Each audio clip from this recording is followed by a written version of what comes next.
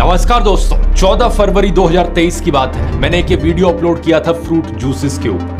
इस वीडियो में मैंने पैकेज्ड फ्रूट जूसेस की असलियत बताई थी, क्या उनका इतिहास रहा है, कैसे उन्हें बनाया जाता है और आपकी हेल्थ पर उनका क्या इंपैक्ट पड़ता है। लेकिन क्या हंगामा मचा था इस वीडियो पर उस वक्त, अगर आपको याद हो तो कितने ही न्यूज आर्टिकल्स में छपा था। मेरे ऊपर कोर्ट केस किया गया और इस वीडियो को यूट्यूब से हटाया गया। ये मेरे लिए बड़ी चौंकाने वाली बात थी कि ऐसे हेल्पफुल वीडियो को लेकर भी कोई कंपनी कोर्ट चली गई। यहाँ अगर कोई और यूट्यूबर होता तो शायद इस चीज को इग्नोर करके जाने देता, आखिर एक ही वीडियो की तो बात थी।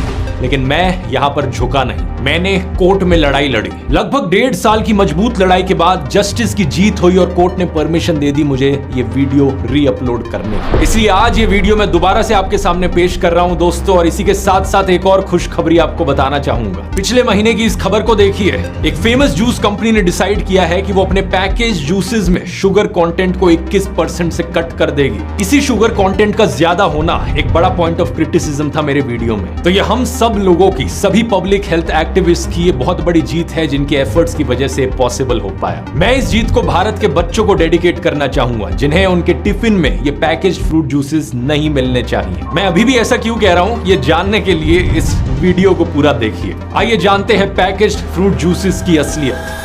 नमस्कार दोस्तों, पेप्सी कोला जैसी कोल्ड ड्रिंक्स हमारी हेल्थ के लिए अच्छी नहीं होती, ये तो अब हम में से हर कोई जानता है। लेकिन इनके ऑल्टरनेटिव के तौर पर अक्सर लोगों के द्वारा कहा जाता है कि अगर आपको कोई हेल्दी ड्रिंक पीनी ही है तो फ्रूट जूस पी लो। और ये फ्रूट जूस बनाने वाली कंपनीज अपनी मार्केटिंग भी इसी तरीके से करती हैं कि बड़ी ही हेल्दी ड्रिंक है, आपकी इम्यूनिटी बढ़ेगी, ढेर सारे मिनरल्स और विटामिन डले हैं इसमें, आपके बच्चे को पूरी न्यूट्रिशन मिलेगी इस छोटे से टेट्रा पैक से। स्पेशली बच्चों की तरफ जबरदस्त मार्केटिंग करी जाती है इन फ्रूट जूस कंपनीज के द्वारा। तो कैसा लगेगा सुनकर अगर मैं आपसे कहूं दोस्तों, ये पैकेज्ड फ्रूट जूसेस कुछ मायनों में आपकी हेल्थ के लिए उतने ही हानिकारक हैं जितनी ये कोला जैसी सॉफ्ट ड्रिंक्स। आइए आज के वीडियो में इनको गहराई से समझते हैं।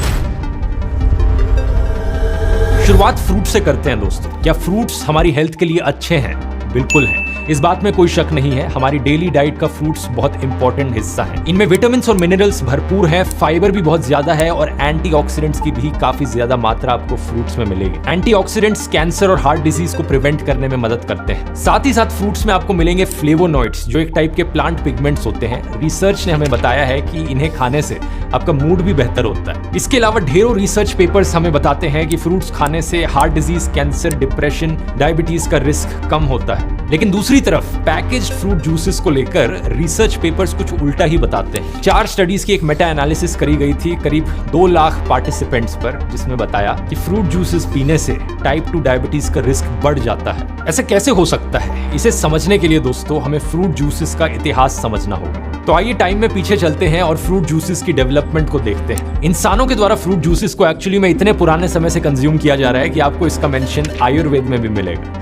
आयुर्वेद में लिखा गया है कि अगर आपको थकान हो रही है, थकान हटानी है, तो फ्रेश ऑरेंज जूस पीजिए, इसमें थोड़ा सा पिंच ऑफ रॉक सॉल्ट डला हो। आयुर्वेद में ऋतुचर्या का मतलब है कि अपना लाइफस्टाइल बदलना सीजन के हिसाब से। ग्रीष्म ऋतु यानी गर्मियों में रेकमेंड किया गया है कि मैंगो जूस जैसे फ्रूट जूसेस पीजिए। सिमिलर फ्रूट जूसेस के मेंशन आपको बाइबल की ओल्ड टेस्टामेंट में भी मिल जाएंगे। अंगूर का जूस यानी ग्रेप जूस को अगर ज्यादा देर तक रखा जाए तो वो फर्मेंट हो जाता है और वाइन में बदल जाता है। ओल्ड टेस्टामेंट में हमें दोनों वाइन और ग्रेप जूस के बारे में सेपरेटली सुनने को मिलता है। चैप्टर 6 वर्स 2 और 3 भगवान प्रॉफिट मोसेस को कहते हैं, अगर प्रॉफिट इजराइल की ट्राइब्स में से कोई आदमी या औरत एक नेज़िराइट वो लेना चाहता है, यानी कुछ समय तक खुद को भगवान को डेडिकेट कर देना चाहता है, तो उसे वाइन नहीं पीनी चाहिए। इनफैक्ट कोई भी फर्मेंटेड ड्रिंक नहीं पीनी चाहिए। वाइन से बना हुआ विनेगर बंद, ग्रेप्स का जूस बंद और ग्रेप्स और किशमिश भी नहीं खाने चाहिए। वाइन, विनेगर और अंगूर का जूस, इन तीनों चीजों के लिए अलग अलग हिब्रू शब्दों का प्रयोग किया गया है, याइन, शोमेत्स और मिश्रो। जॉर्डन के देश के पास जो डेड सी है, वहां कुछ पुराने एंशिएंट मैन्यूस्क्रिप्ट्स पाए गए थे हिब्रू भाषा में लिखे हुए। डेटिंग करी इनकी तो पता चला ये 150 BC में लिखे गए थे और इनमें अनार के जूस का मेंशन किया हुआ है। इंटरेस्टिंग चीज ये है दोस्तों कि फ्रूट जूस का इतिहास आइसक्रीम के इतिहास से काफी मिलता जुलता है। कई आर्कियोलॉजिकल एविडेंस हमें मिला है कि चाइना, ईरान, रोम, ग्रीस, इजिप्ट के लोग पुराने जमानों में बर्फ या स्नो को अक्सर मीठा बना देते थे, उस पर शहद डाल के या फ्रूट जूसेस डाल के। अलेक्जेंडर जो राजा थे, उनके बारे में बताया जाता है कि वो इस तरीके के आइसक्रीम के बड़े एडिक्ट थे। लेकिन इन जमानों में फ्रूट जूस का मतलब होता था फ्रेश फ्रूट जूस। अब अगर हम टाइम में फास्ट फॉरवर्ड करें तो 1750 के अराउंड हमें पहला केस देखने को मिलता है जहां पर फ्रूट जूस को प्रिजर्व किया जाने लगा। इस जमाने में दोस्तों जो इंग्लिश सेलर्स होते थे, जो जहाज़ों पर निकलते थे अपनी लंबी वॉयजेस करने के लिए, उन सेलर्स में पाया गया था कि स्कर्वी नाम की एक बीमारी बड़ी कॉमन होती थी। स्कर्वी एक्चुअली में विटामिन सी की डेफिशिएंसी की वजह से होता है। विटामिन सी का आविष्कार होने में अभी भी 180 साल बाकी थे, लेकिन डॉक्टर जेम्स लिंड के एक्सपेरिमेंट्स ने पता लगाया कि ये जो स्कर्वी की बीमारी है, इससे बचा जा सकता है संतरे और नींबू खाकर। तो इंग्लैंड की जो रॉयल नेवी थी, उन्होंने मैंडेटरी किया कि जो सेलर्स जहाज में जा रहे हैं उन्हें लाइम जूस और लेमन जूस दिया जाए। लेकिन प्रॉब्लम ये थी कि इस जूस को प्रिजर्व करके कैसे रखा जाए, ये खराब हो जाएगा ये महीनों लंबे सफर में। किसी ने नोटिस किया कि इस फ्रूट जूस को प्रिजर्व किया जा सकता है अगर इसमें रम, पानी और चीनी मिला दी जाए तो। और ये जो कॉम्बिनेशन है दोस्तों, फ्रूट जूस, रम, पानी और चीनी का, ये एक पॉपुलर कॉकटेल है जो कि आज के दिन भी आपको पीने को मिलेगी, जिसका नाम है डाइक्यूरी।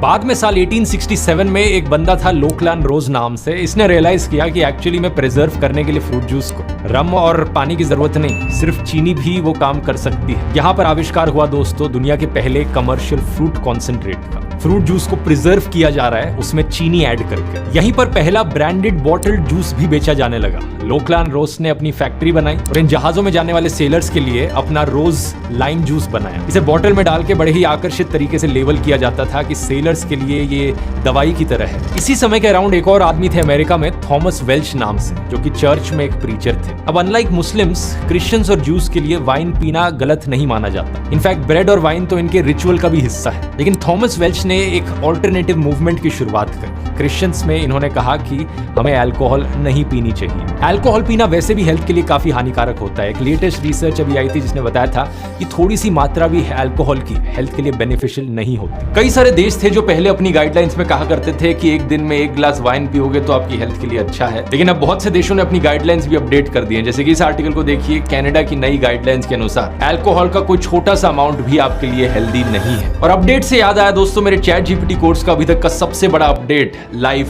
हो चुका है। 2 घंटे वर्थ के नए लेसन्स अब ऐड किए जा चुके हैं। अब ये टोटल कोर्स 8.5 घंटे का बन चुका है। इसमें आर्टिफिशियल इंटेलिजेंस और चैट जीपीटी की ढेर सारी नई चीजों की बात करी गई है। और चैट जीपीटी के अलावा परप्लेक्सिटी एआई जैसे सॉफ्टवेयर्स को भी अब मैंने इस कोर्स में इंक्लूड कर दिया है। नए लेसन्स में अब आप सीख सकते हैं कैसे खुद से अपने जीपीटीज बनाने हैं, कैसे अपने रिसर्च और आईटी के कामों के लिए चैट जीपीटी का इस्तेमाल किया जा सकता है। और सबसे बढ़िया चीज ये है कि आप में से जो लोग इस कोर्स को ऑलरेडी खरीद चुके हैं उन सब के लिए ये update completely free of cost. लेकिन अगर आपने अभी तक नहीं खरीदा है तो जरूर चेकआउट करिए। ये पूरा कॉम्प्रिहेंसिव एआई चैटबॉट्स के ऊपर कोर्स है। इस कोर्स को लेने के बाद आप अपनी प्रोडक्टिविटी और एफिशिएंसी अपने स्कूल के कामों में, अपने ऑफिस के कामों में और अपने घर के कामों में कई गुना बढ़ा पाएंगे। स्क्रीन पर देखिए जिन लोगों ने इस कोर्स को कंप्लीट किया है उनका कितना जबरदस्त फीडबैक रहा है। ऐसी चीजें आपको सीखने को मिलेंगी कि उन्हें देखकर आप हैरान हो जाओगे कि ऐसा भी पॉसिबल होता है। आप में से पहले 1000 लोगों के लिए एक special limited coupon code R41 आपको 41% ऑफ मिलेगा। इसका लिंक नीचे डिस्क्रिप्शन में मिल जाएगा या फिर आप इस QR कोड को भी स्कैन कर सकते हैं। जल्दी से जाकर चेकआउट कर लीजिए। और अब थॉमस वेल्च पर वापस आए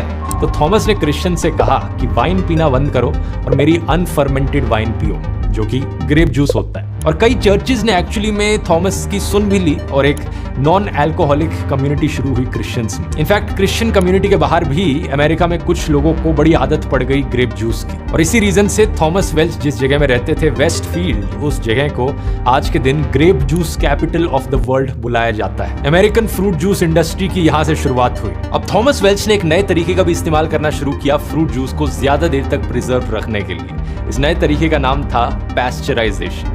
आपने स्कूल में भी पढ़ा होगा ये, हम दूध को भी पैस्चराइज करते हैं। इसका बेसिकली मतलब होता है हीट का इस्तेमाल करना बैक्टीरियाज और वायरसेस को मारने के लिए। ग्रेप जूस के बाद ऑरेंज जूस को भी पैस्चराइज किया जाने लगा। जो लोग संतरों को उगाने लग रहे थे उन्होंने देखा कि अगर हम बहुत ज्यादा सप्लाई प्रोड्यूस कर रहे हैं और कहीं स्टोर करने की जगह नहीं है संतरों को, तो क्यों ना हम उन संतरों का जूस बनाएं और उसे पैस्चराइज कर लें ताकि जूस को बहुत लंबे समय तक स्टोर करके रखा जा सके। इस समय पर जो पैकेज फ्रूट जूसेस का बिजनेस था वो फ्रेश फ्रूट जूसेस के बिजनेस से ज्यादा अच्छा चल रहा था।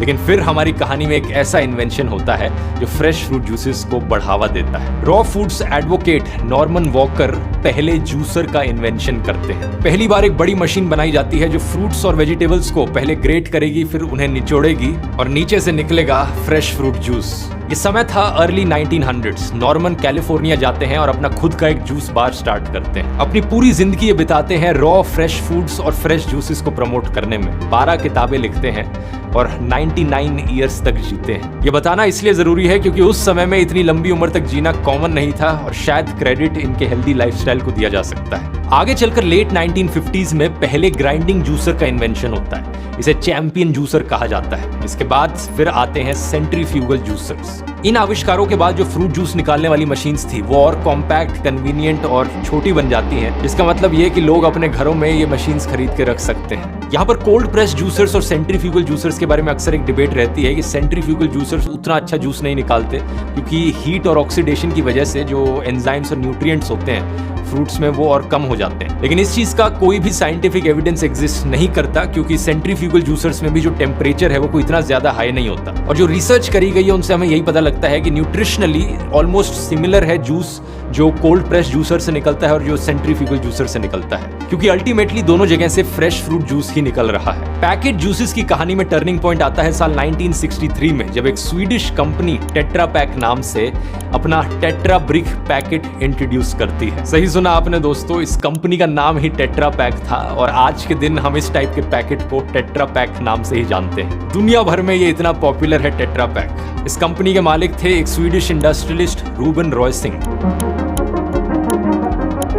फ्रूट जूसेस का इतिहास हमेशा के लिए बदल जाता है इसके बाद से। अब ना सिर्फ महीनों तक स्टोर करना पॉसिबल है फ्रूट जूसेस को, बल्कि बहुत दूर दूर तक इसे ट्रांसपोर्ट भी किया जा सकता है और इतने कन्वीनियंट पैकेज में इसे बेचा भी जा सकता है जिससे लोग डायरेक्टली स्ट्रॉ लगाकर पी लें। इतना कन्वीनियंट, इतना सस्ता प्रोसेस कि आज के दिन तक हम टेट्रा पैक्स का इस्तेमाल कर रहे हैं। लेकिन आज इन टेट्रा पैक्स में किस तरीके का जूस मिलता है? आइए एक टिपिकल पॉपुलर जूस के ब्रांड को देखते हैं जो इंडिया में बिकता है। इसके पीछे इंग्रेडिएंट लिस्ट समझते हैं। अलग अलग न्यूट्रिएंट्स यहाँ लिस्ट डाउन किए गए हैं। सेकंड कॉलम है यहाँ पर 100 ml का और तीसरा कॉलम है परसेंटेज ऑफ RDA का, यानी कि रेकमेंडेड डाइटरी अलाउंस। इसका मतलब है कि एक आम इंसान के लिए एक दिन की रिक्वायरमेंट का कितना परसेंट हुआ। फॉर एग्जाम्पल सोडियम इसमें डला है 28 मिलीग्राम, जो कि पर सर्विंग 180 ml की सर्व में एक आम इंसान की दिन की 2.5% की रिक्वायरमेंट पूरी करता है। कुछ भी नहीं है, कोई 50 पैकेट तो पिएगा नहीं इसके एक दिन के अंदर पूरी अपनी डेली रिक्वायरमेंट मीट करने के लिए। सेम चीज पोटेशियम, कैल्शियम और आयरन के साथ कही जा सकती है। 1.7%, 1.5%, सिर्फ 1% कुछ भी नहीं होता।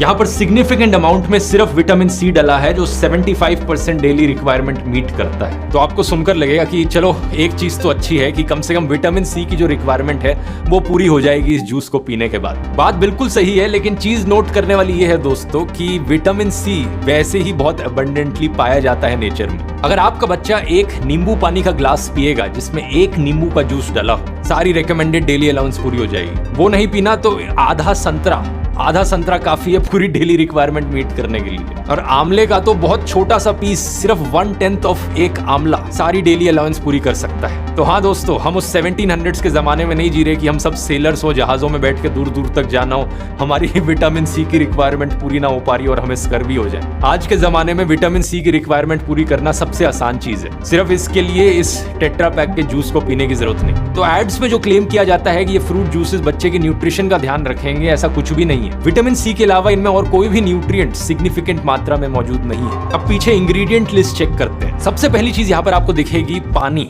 वाटर, और इसके बाद लिखा गया है कॉन्सेंट्रेटेड फ्रूट जूस करीब 10%। भाई ये क्या जुमला हुआ? जूस जो है वो सिर्फ 10% है और बाकी क्या पानी है? ये कैसे हो सकता है? इसके लिए समझना पड़ेगा दोस्तों कॉन्सेंट्रेटेड फ्रूट जूस क्या होता है। इसे फ्रूट जूस कॉन्सेंट्रेट भी कहा जाता है और ये एक्चुअली में दोस्तों वो लिक्विड है जो जूस से निकलता है जब आप जूस से पानी निकाल दो। फ्रूट जूस कॉन्सेंट्रेट बनाने के लिए अक्सर क्या किया जाता है इन कंपनियों के द्वारा, जो फ्रेश फ्रूट जूस होता है उसको ये गर्म कर देते हैं, पानी सारा इवेपोरेट होकर निकल जाता है और जो बचता है वो और कॉन्सेंट्रेटेड फॉर्म होता है जूस का। ये लिक्विड ज्यादा गाढ़ा होता है और सिरप की तरह होता है। ये इकलौता तरीका नहीं है कॉन्सेंट्रेट बनाने का। आज के जमाने में कई तरीके हैं इसके, कुछ में इवेपोरेशन करी जाती है, कुछ में पैस्चराइजेशन करी जाती है फ्रूट जूस की, और कुछ में सिर्फ फिल्टरिंग करी जाती है। लेकिन एंड रिजल्ट ऐसा ही दिखता है फ्रूट जूस कॉन्सेंट्रेट, बहुत गाढ़ा और एक सिरप की तरह लिक्विड। डिपेंडिंग अपॉन कौन से तरीके का इस्तेमाल किया जा रहा है इस कॉन्सेंट्रेट को बनाने के लिए, अक्सर इस कॉन्सेंट्रेट का जो फ्लेवर होता है वो भी कम हो जाता है। टेस्ट में इसका फ्लेवर उतना फ्रूटी नहीं लगता। तो ये कंपनीज क्या करती हैं, आर्टिफिशियल फ्लेवर्स डालती हैं ताकि इसका टेस्ट वापस फ्रूट जैसा बने। और फिर इन फ्रूट जूस कॉन्सेंट्रेट्स को पानी के साथ मिक्स किया जाता है ये पैकेज्ड फ्रूट जूसेस बनाने के लिए। अब आप यहाँ पर पूछोगे भाई ये क्या मसला हुआ, पहले पानी को इवेपोरेट करके बाहर निकाला, कॉन्सेंट्रेट बनाया और फिर बाद में पानी के साथ मिक्स करके वापस से फ्रूट जूस बना दिया। ऐसा क्यों किया जा रहा है? ऐसा इसलिए किया जा रहा है दोस्तों क्योंकि इस कॉन्सेंट्रेट को ज्यादा देर तक स्टोर करके रखा जा सकता है। इतनी जल्दी खराब नहीं होता है जितनी जल्दी कोई फ्रेश फ्रूट जूस खराब हो जाता है। तो कंपनीज के लिए पैकेजिंग कॉस्ट बचती है, स्टोरेज कॉस्ट बचती है और ट्रांसपोर्टेशन कॉस्ट बचती है। लेकिन दूसरी तरफ इन कॉन्सेंट्रेट्स का नुकसान ये है कि ज्यादातर न्यूट्रिएंट्स भी खत्म हो जाते हैं। खुद ही सोचकर देखो, यहाँ पर आपने फ्रेश फ्रूट जूस निकाला, उसका कॉन्सेंट्रेट बनाया, उसे इवेपोरेट करके पैस्चराइज करके गर्म किया आपने फ्रेश फ्रूट जूस को और फिर उसे महीनों तक आप रखना चाहो एक जगह पर, कहां से वो बात रहेगी? यही कारण है इस इंग्रेडिएंट लिस्ट में आप आगे देखोगे इन्होंने लास्ट में लिख रखा है फ्लेवर्स ऐड किए गए हैं, natural and nature identical flavouring substances. कुछ नेचुरल फ्लेवर्स ऐड किए गए हैं ताकि इसका टेस्ट वापस फ्रूट जूस जैसा हो, और कुछ नेचर आइडेंटिकल फ्लेवरिंग सब्सटेंसेस यानी कुछ ऐसे केमिकल्स जिनका टेस्ट नेचर में मौजूद सब्सटेंसेस से काफी सिमिलर हो। और फिर इतनी सारी प्रोसेसिंग करने के बाद अक्सर कलर भी लूज हो जाता है जो जूस का एक्चुअल कलर होता है। ये कंपनीज चाहती हैं कि इनका कलर वैसा ही लगे जैसे फ्रेश फ्रूट जूसेस का लगता है, तो कलर्स भी ऐड किए जाते हैं। इस केस में INS 160 A2 और 3 ये वाला कलर है बीटा कैरोटीन। इसके बाद बाकी इंग्रेडिएंट्स आपको मिल जाएंगे। एसिडिटी रेगुलेटर जो डाल रखा है INS 330, स्टेबलाइजर्स 446 और 440 जिसमें कि 440 वाला पेक्टिन होता है, एक नेचुरल पॉलीसैकेराइड। अक्सर ये जो सिट्रिक एसिड ये दोबारा से डालते हैं ताकि जूस में थोड़ा और टेस्ट आए। और फिर आता है फाइनली हमारा सबसे खतरनाक इंग्रेडिएंट जो कि है शुगर। चीनी कितनी मौजूद है इसमें? 13.5 ग्राम्स पर 100 ml। शॉकिंग चीज पता है क्या है दोस्तों? अगर आपको मेरा कोल्ड ड्रिंक्स वाला वीडियो याद है, उस वीडियो के शुरू में ही मैंने बताया था ये जो कोल्ड ड्रिंक्स है इनमें कितनी चीनी डली होती। अगर आपको याद हो ये नंबर था 10 to 13 ग्राम्स पर 100 ml की रेंज। यहाँ पर जो चीनी है वो ऑलमोस्ट सिमिलर है एक फ्रूट जूस में और सॉफ्ट ड्रिंक में। और यही सबसे बड़ा कारण है दोस्तों कि शुरू में जैसा मैंने आपको बताया था डायबिटीज 2 का रिस्क बहुत ज्यादा बढ़ जाता है ऐसे पैकेज्ड फ्रूट जूस रेगुलरली पीने से। इसका ब्लेम सीधा इन कंपनीज पर जाता है क्योंकि यहाँ पर एडेड शुगर की मात्रा 13.5 ग्राम्स पर 100 ml में से 7.5 ग्राम्स पर 100 ml, यानी कि ये एक्स्ट्रा शुगर है जो इन कंपनीज ने डाली है। नेचुरल जो शुगर मौजूद है वो 13.5 माइनस 7.5 ग्राम्स सिर्फ 6 ग्राम्स पर 100 ml। और जैसा मैंने आपको कोल्ड ड्रिंक्स वाले वीडियो में बताया था, अमेरिकन हार्ट एसोसिएशन बताता है कि हमारी बॉडी को कोई भी एडिड शुगर की जरूरत नहीं है। लेकिन फिर भी अगर आप इंसिस्ट करते हैं कि आप एडिड शुगर कंज्यूम करेंगे तो उनका कहना है कि जो बच्चे हैं जिनकी उम्र 7 से 10 साल की है उनके लिए 24 ग्राम प्रतिदिन शुगर की लिमिट होनी चाहिए। और अगर कोई बच्चा इस पैकेज फ्रूट जूस को पीता है, 180 ml का पैक है ये, तो एडिड शुगर की मात्रा यहाँ पर 13.5 ग्राम्स हुई, यानी आधी से भी ज्यादा डेली शुगर कंजम्पशन जितनी हो सकती है एक बच्चे के लिए वो सब इस फ्रूट जूस के पैकेट में मौजूद है। अगर आप हर रोज इस एक फ्रूट जूस के पैकेट को कंज्यूम करेंगे, हैरानी मत मानना आगे चल के अगर आपको डायबिटीज हो जाए और आपको मन ही मन में लगता रहे कि मैंने तो पूरी जिंदगी बड़ी एक हेल्दी डाइट ली है, हेल्दी जूसेस पिए इससे। यहाँ पर मैं किसी एक फ्रूट जूस कंपनी पर उंगली नहीं उठा रहा हूँ क्योंकि सभी की हालत ऐसी है।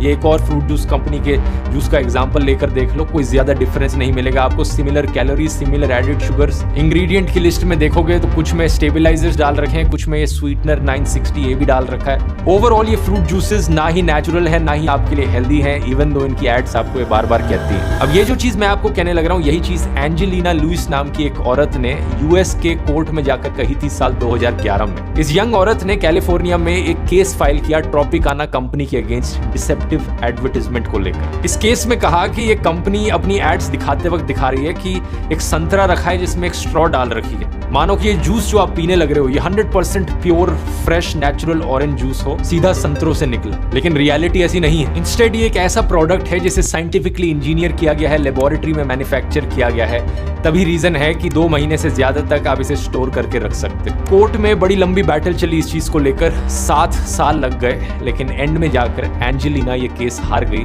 टेक्निकल ग्राउंड्स के नाम पर। शायद से यही चीज होगी अगर हम में से कोई इंडिया में इनके खिलाफ केस फाइल करने की कोशिश करेगा डिसेप्टिव टीवी एड्स को लेकर, कोई ना कोई टेक्निकल लूप होल यहाँ पर निकाल लेंगे और आप केस हार जाओगे। अब ये कोर्ट्स भले ही जजमेंट देते वक्त कोई ना कोई टेक्निकल प्रॉब्लम निकाल दे, लेकिन मुझे कोई टेक्निकल प्रॉब्लम नहीं है अपनी जजमेंट देने में। ये बात बड़ी क्लियर है कि fresh fruit juice package fruit juice के कंपैरिजन में कहीं ज्यादा बेहतर है। इतना ज्यादा फर्क है इसमें कि पैकेज फ्रूट जूस को तो पीना भूल ही जाओ आप। स्पेशली बच्चों को तो ये बिल्कुल नहीं देना चाहिए क्योंकि शुगर की मात्रा इसमें इतनी ज्यादा है, ये बेसिकली सॉफ्ट ड्रिंक पीने जैसा ही है। अब फ्रेश फ्रूट जूसेस की अगर बात करी जाए तो यहाँ पर भी जजमेंट बड़ी क्लियर है। फ्रेश फ्रूट खाना फ्रेश फ्रूट जूस पीने से भी बेहतर है। आप पूछोगे ऐसा क्यों है? ऐसा इसलिए क्योंकि जूसिंग का जो प्रोसेस होता है उसमें जो फाइबर की मात्रा मौजूद होती है फ्रूट में वो बहुत घट जाती है। आपकी बॉडी को फाइबर की जरूरत होती है, वो फाइबर जो एक इंपॉर्टेंट न्यूट्रिएंट है वो आपको जूस में नहीं मिलेगा, सिर्फ फ्रूट में मिलेगा। दूसरा कारण है कि जूस जो है वो फ्लूइड है, फ्रूट सॉलिड है, तो जूस आपकी बॉडी के अंदर ज्यादा तेजी से अब्सॉर्ब होता है। तेजी से अब्सॉर्ब होने का मतलब है कि आपकी ब्लड शुगर में चेंजेस ज्यादा तेजी से आते हैं, इंसुलिन लेवल आपके ज्यादा तेजी से बदलते हैं। शॉर्ट टर्म में एक दो बारी के लिए कोई इतनी बेकार चीज नहीं है, लेकिन लॉन्ग टर्म में अगर बार बार ऐसा होता रहा, सालों भर ऐसा होता रहा,